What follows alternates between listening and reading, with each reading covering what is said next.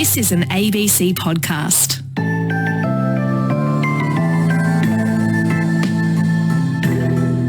Australia takes a hardline approach to non-citizens who commit crime. Upon release from prison, their visas are cancelled and they're often deported. But is Australia softening its stand? We retain Section 501, deportations, the capacity to cancel visas and remove people who pose a risk to the community. What's changed is we will have a common sense approach and bear in mind what a person's ties are to Australia when assessing these cases. They are common sense changes and very, I think, encouraging developments. New Zealand Prime Minister Chris Hipkins and our PM Anthony Albanese speaking at a joint press conference in Canberra. The change they're referring to is Ministerial Directive 99. It doesn't change Section 501 of our Migration Act, but importantly, it alters how decision makers should consider appeals to reverse or overturn visa cancellations on character grounds. The majority of those deported under this section are New Zealand nationals. Joanne Cox heads the Kiwi Association, which campaigns for the rights of New Zealanders in Australia. The ministerial direction is to take a more common sense approach to dealing with New Zealanders under Section 501 and take into account things like their family ties, whether they have children born in Australia, how long they have resided in Australia themselves, as well as the type of sentencing and such like that would be relevant when a person's character is reviewed under Section 501. How significant do you regard this announcement of the ministerial direction? I think it's very significant. It's the first positive step change in this space since that policy change was enacted in late 2014, and it really has had a terribly detrimental effect on New Zealanders residing in Australia.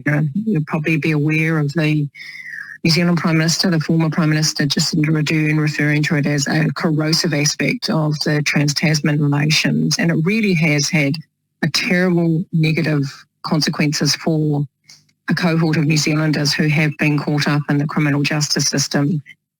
Previously, it was a 24-month sentencing would see them eligible to have their visa revoked under Section 501, but the December 14 change saw that come down to 12 months worth of cumulative retrospective sentencing. So smaller sentences can tally up to 12 months or more. And it also included juvenile offending, which is usually a closed book in relation to deportation and other things.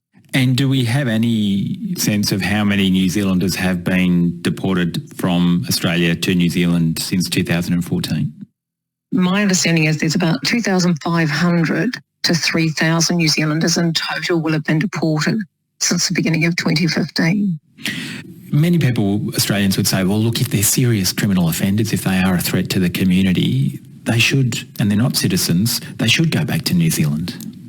Well, I would agree with that. However, the issue here is that since they've lowered the bar so much to 12 months worth of retrospective cumulative sentencing, including suspended sentences, that bar is so low that it's sweeping up very minor offending. And we have a number of people have come to us where they've committed shoplifting, cannabis supply, very minor offending in the scheme of things. And we, as an organisation, Kiwi, fully agrees and accepts that certain people should be deported because of the seriousness of their crime. So those violent offenders, sexual offenders, people who abuse children, etc., certainly should be up to have their case heard for deportation. But what's been happening with New Zealanders in particular, and certainly other nationals, is that they're being deported and held in immigration detention for very minor offending, much more low-level offending. And I would say 3/4 of those in detention who are New Zealand citizens are minor offenders. They might be recidivist offenders, but they're not serious offenders. I mean, they wouldn't have been sentenced for more than 2 years for one offence, for example, which used to be the bar. 24-month sentence would see you up for deportation. But now it's 12 months of cumulative and retrospective sentencing. So the bar is so much lower, and it really is sweeping up a lot of people, and they have generally been longer-term residents. They moved to Australia when they were young children. They may have come over to Australia as a school student, and they've lived there for decades. And a number of them are parents, and some are even grandparents. So I guess there are issues around the seriousness of the offences that can lead to deportation, but there are also questions about the connections to Australia and how connected somebody is to Australia as opposed to how connected they are to New Zealand. They're two separate, distinct questions? They are related, but they are also a separate question, because one of the issues that has been a factor for New Zealanders who are deported from Australia is that the length of time they've resided in Australia means they have less ties to New Zealand. And as they've resided in Australia for 20, 30 years, you can understand that their immediate family members, their grandparents, their aunts and uncles and so forth are no longer alive, let alone to have any connection with them. And their immediate family, their parents, their siblings, their own children are in Australia. So you're sending them back to a country they no longer really know, and they don't have a support structure for them when they do get back to New Zealand. So the two sides of the coin are that they have strong connections and family ties to Australia, but they have very little connection and no family ties to New Zealand. And that has really has set them up. It's a recipe for disaster. And the recidivism rate of returned offenders, as they're referred to in New Zealand, is very high. Because you could imagine somebody with criminal convictions is less likely to find employment, and not having those family supports or those social supports in New Zealand can see them spiralling downwards, and they resort to crime. What would you say to Australians who'd say, well, look, these people are non-citizens, and if we can remove them, and if they do pose a threat to the community, they should go? Well, I can see how somebody says that, and it really is quite unjust when you consider that New Zealanders reside in Australia since the 26th of February 2001 on what is effectively a temporary visa that allows them to reside indefinitely. They can live and work in Australia for as long as they want, but they don't have a pathway to citizenship. And that's what's tripped up a number of people. And there might be about 650,000 New Zealanders residing in Australia at any one time, and they're all on the same special category visa. But those who arrived after February 2001 are on a temporary visa. Those prior are effectively a permanent visa holder. So the people who arrived in the last 22 years don't have a pathway to citizenship. And so that leaves them vulnerable as well. They don't have access to social security and Centrelink. They can't access public housing. They're not eligible for women's refuge and other things that can become a factor for people who are a lower socioeconomic demographic. And all of those things are sort of pushing them out further away from society. They, for instance, can't access student loans or tertiary study because they don't have the funds to pursue it. And young people also stop seeing the sense in actually completing high school once they realise they can't pursue their dream. And that is another factor, that young people are falling out of the education system and getting into trouble and ending up in the criminal justice system. And so you have a number of young people, often Māori and Pacifica, who are 16, 17 years old, and they're coming to the attention of the courts. And when they turn 18, they're being deported under the Section 116 character grounds because they've been associating with criminal people. So you have this deportation issue, but you also have what would you say the difficult position, or what you would argue is a very difficult position of people who arrived from New Zealand into Australia post the 26th of February 2001.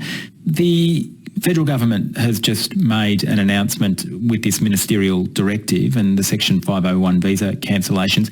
Do you expect any further announcements shortly which might address some of these wider issues around the status of New Zealanders in Australia?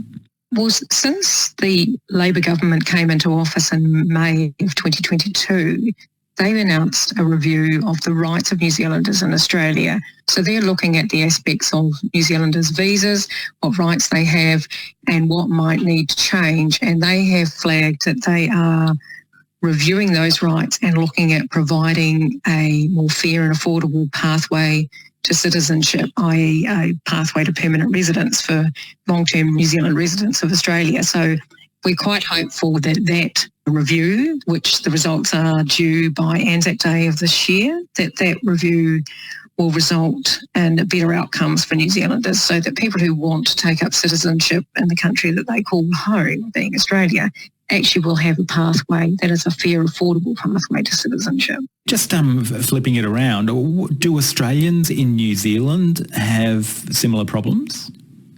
Not to the extent that New Zealanders face in Australia, because under the Trans-Tasman Travel Agreement and the shared labour movement between the two countries, and Australians can arrive in New Zealand, they're effectively a permanent visa holder on arrival. That's an automatically conferred visa status.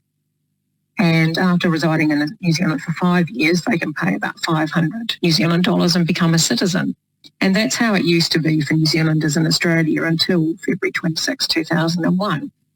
They arrived on a special category visa. It was effectively PR as long as they met the health and character grounds. Back then it was residing for 2 years, you could apply for citizenship. But that all changed in February 26, 2001, and now there's perhaps 250 to 300,000 New Zealanders residing on a temporary visa that has no pathway to PR. Joanne Cox, Chair of Oz Kiwi Association, thank you. Thank you for speaking to The Law Report. Thank you for hearing me. Thank you.